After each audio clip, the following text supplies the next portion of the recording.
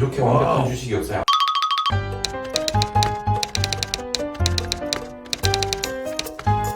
항상 위기 뒤에는 기회가 오고, 그 다음에 이번 위기에서 기회를 찾은 기업들은 우리가 흔히 언택트라고 얘기하는 그 친구들인데, 사실 우리는 지금 시장에서 이 친구들을 주도주라고 부르잖아요. 주도주가 한 번 가면 10배씩 가거든요. 제 기억에 작년에 카카오 이런 게 한 7, 8만 원 했던 것 같아요.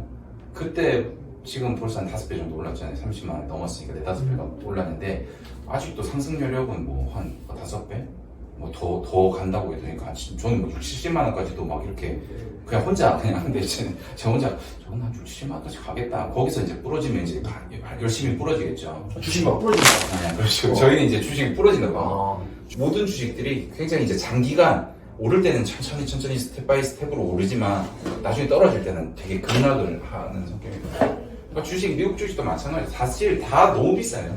그러니까 우리가 예전에 전통적으로 막 공부했던 주식을 뭐 책에서 공부했던 뭐 퍼나 PBR의 개념으로는 사실 지금 주식들 절대 설명을 못해요. 지금 주식 가격들을.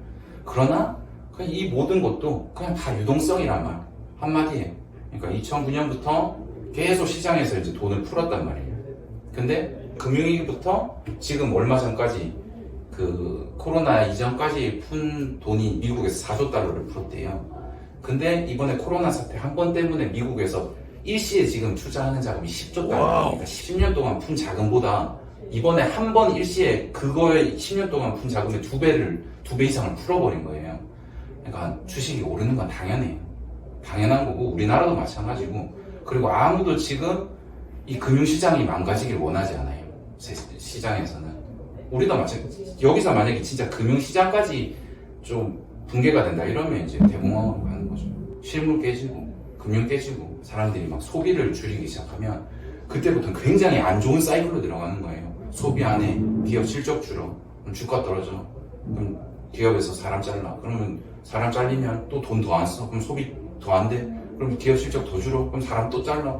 이 사이클에 들어가면 이제 이게 막 전 세계가 완전 다 공멸의 길로 가니까. 주식시장이 망하면 주가 멸망하겠군요. 저는 지금 상황에서는 특히 코로나가 이렇게 실물이 정말 안 좋은 상황에서 주식시장이나 부동산 시장이 만약에 타격을 입는다고 하면 저는 굉장히 좀 암울한 센터입니다. 비약하자고 하면 진거장이 지구를 지키고 있는 건 마찬가지군요. 아니, 그런 건 아니고 이게 그러니까 아무도 망하는 걸 원치 않는 거예요. 제 생각은 겸손하게 지구를 지키고 있다. 제 생각이 그렇다는 거라서 그리고 그렇게 이해를 하시면 돼요. 그러니까 이게 사실 우리가 그 어떤 주식을 고점을 잡는 게 너무 어려워요.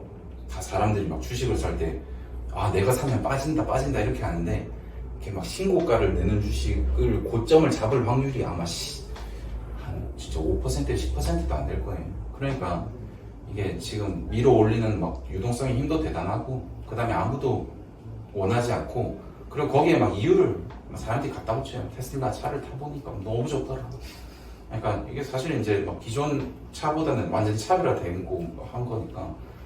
그리고 뭐 거기에 이제 미국 사람들의 좀 투기심이나 이런 것도 막 동참을 하는 것 같고. 그래서 그런 측면. 그리고 또 간단하게 또 말씀을 드리면, 종목 차별화가 진행된 거는 2010년대 초반부터예요.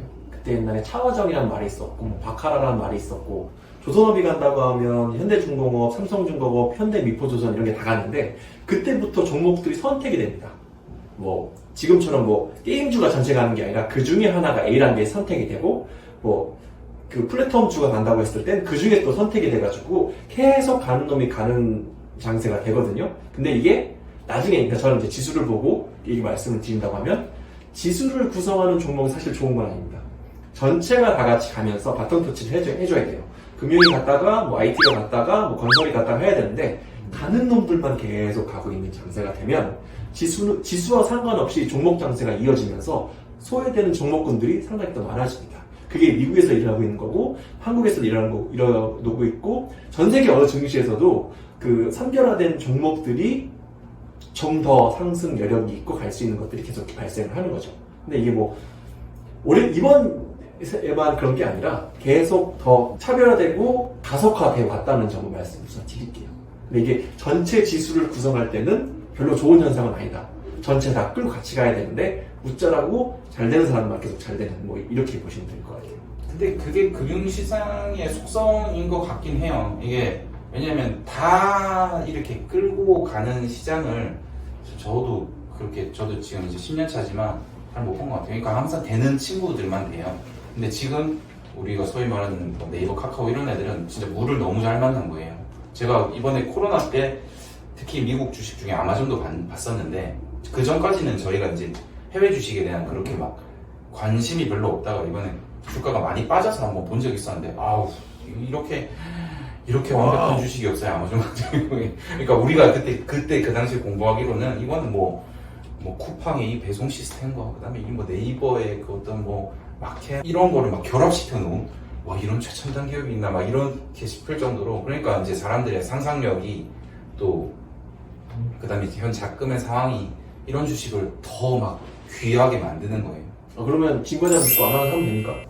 이제 그 종목에 관한 뭘 사라 마라 이런 거는 어. 그런 말씀을 드리는 건 아니에요. 그런 말씀을 그러니까 진 과장이 재미가 없는 겁니다. 저는 그렇진 않으니까. 화끈하지 못해요. 그렇죠.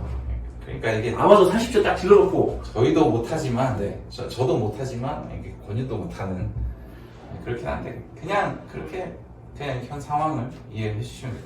오늘도 빠져나간 진 과장이었습니다. 미국 주식 얘기 잘 들었습니다. 시청해주셔서 감사하고 구독, 좋아요, 댓글 달아주시면 또 부탁드리겠습니다. 감사합니다.